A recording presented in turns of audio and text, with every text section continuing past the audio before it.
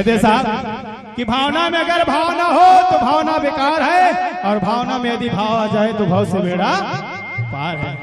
बाबा जी के दरबार में आए हैं और उनके अगर भजनों में झूमे नहीं तो फिर आना ही बेकार है। तो मैं चाहूंगा जो जो झूमना चाहते दोनों हाथ ऊपर उठा के। क्या बात है, क्या बात है, जरा जोर से बम बम बम बम। तोर पावे माँ विराजे महादेव चंदन खाड़ाऊ, तोर पावे माँ विराजे महादेव चंदन खाड़ाऊ, तोर पावे माँ विराजे महादेव चंदन खाड़ाऊ, तोर पावे माँ विराजे महादेव चंदन खाड़ाऊ। जब हरे हरे हरे भोला गुरु महादेव, जब हरे हरे हरे भोला गुरु महादेव, जब हरे हरे हरे भोला गुरु महादेव, जब हरे हरे हरे भोला गुरु महादेव।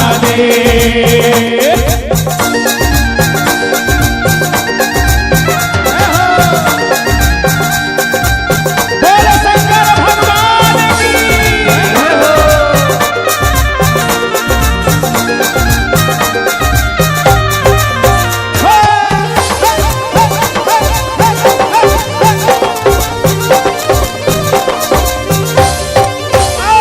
तोर कामर माँ विराजे महादेव भगवान के